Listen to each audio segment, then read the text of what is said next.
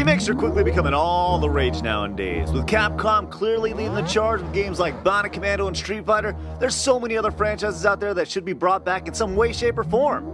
With one of the worst kept secrets ever being a Kid Icarus Wii title, we're just gonna knock that one off the list right now.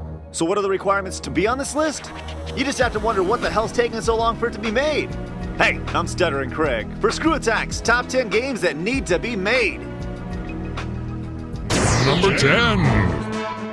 As absolutely horrific as it looks now, when Star Fox was originally released, it set the bar for all rodent-related airplane games. And after a great sequel on the 64 that still stands up today, Fox fans were on McCloud 9? Damn it, Craig! No! You're right, sorry. But later when that furry fox jumped to the GameCube, gamers were wondering what the hell happened with all the cool flying. Try a U-turn! Clearly, Fox McCloud does his best work in his R-Wing with his annoying buddies. And now with Nintendo going online, multiplayer could be a great feature. Look, if Fox is supposed to be one of your most important franchises, Nintendo, treat them like it and bring them to the Wii. Flying a plane. You're not doing too well, are you, Fox? Number 9. As of right now, there's really just one game that has a stranglehold on the whole party fighting game world. Smash. Hey, as great as it is, a little competition never hurt anyone, which is why it would be great to see a return of the Power Stone series.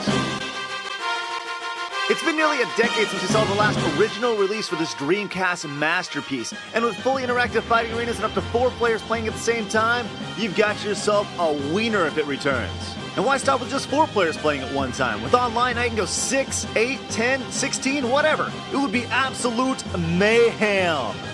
Don't get us wrong, this is fun, but picking up a giant column and hurling it at a chick in a bikini, that's pretty cool too.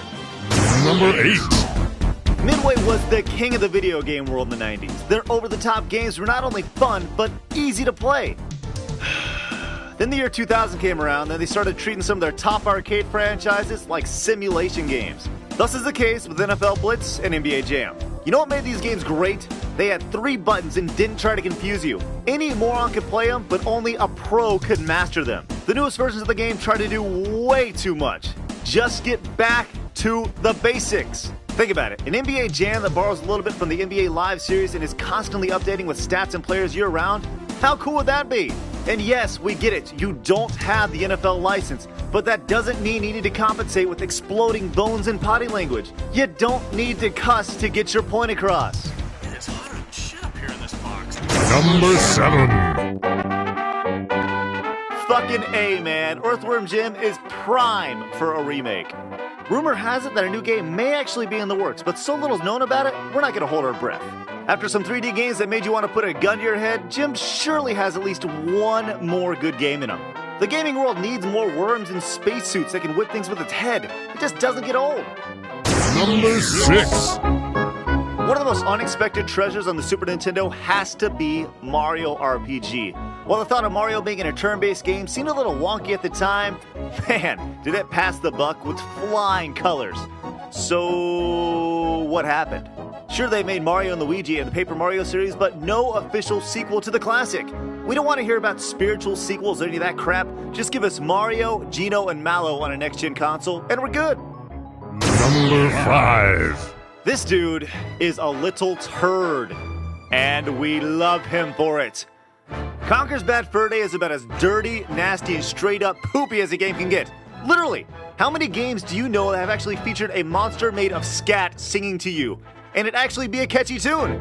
I am the great mighty Pooh, and I'm going to throw my shit at you. Rare took the idea of cute and cuddly games and had their squirrel take a piss all over them. Genius. And with a remake on the original Xbox already being made, we have to ask, where's the sequel? You cannot tell us that today's gaming crowd wouldn't be all over Conker's obsessive love of booze and boobies. Number 4. It's been pretty well documented that we think Strider's pretty much God amongst video games, but one thing that has not been documented is that the sequel on the PlayStation is pretty salty itself. Both games are top-notch, but it appears that Strider's been kind of pushed off to the corner and treated like a little bitch. He's like the Squeak Skolaric of video games. Wake up, bitch, you're my new best friend. Really? Man, that sucks. But he needs a sequel. Ninja Gaiden, plus futuristic setting, plus Strider's crazy uber sword? greatest game ever. Capcom's already been delivering games from their older franchises. Why not add another? Number 3. It's been hinted at, denied, hinted at again, Christmas cards and music, and then denied again, and hell, we have no idea where it stands right now, but KI3 just needs to happen. Well, it's been said that Rare's not going to make a fighter just to make a fighter, and the game needs to be unique. That begs the question, how much more unique can you get than Killer Instinct? It's obvious that we want it, it's obvious that you want it, and we are the market.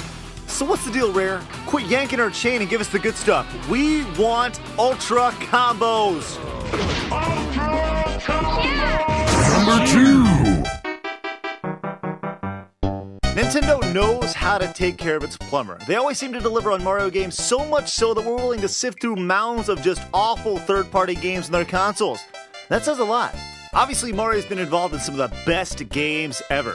Case in point, Super Mario Bros. 3. All the power-ups, secrets, crazy levels. Oh man, this game is just incredible. Hell, we named it the best Mario game ever. And while 3D Mario games like Galaxy are spectacular, what about the response to the 2D New Super Mario Bros. On the DS? People loved it and bought it. So why not make a new 2D Mario game completely modeled after Mario 3? We're talking flying, huge turtles, and for God's sakes, Tanuki and Hammer Brothers suits. Just call it Super Mario Bros. 3. 2. Hell, Final Fantasy did it. Alright, let's hit that recap before we get to number 1. Number 10, Star Fox. Number 9, Power Stone. Number 8, NFL Blitz and NBA Jam. Number 7, Earthworm Jim. Number 6, Mario RPG. Number 5, Conker's Bad Fur Day. Number 4, Strider. Number 3, KI3, Make It. And number 2, Super Mario Bros. 3. 2. It's number 1. At the turn of the millennium, with technology improving and online gaming coming to fruition, there was really no reason to go back to the arcades, with the exception of one game. One of the most addicting fighting games ever, the sheer amount of recognizable characters you could play as and customizable options, MVC2 sucked more money out of our pockets faster than E3 managed to suck the fun out of their event the last couple years. Luckily, it was ported to home consoles, and even today, people are willing to pay top dollar to pick up a used copy for the Dreamcast or Xbox. The Marvel roster's expanded, the Capcom roster's expanded, the gamers' desire for a new game is expanded, so let's see some damn Marvel vs. Capcom 3. Yes, Tatsunoko vs. Capcom is coming, but I don't know who any of those characters are. Give me comic book characters. Put it on the 360 or PS3 and you've got the arcade experience at your house. Just replace a little kid asking you for a quarter with a 12-year-old yelling in your ear the entire game.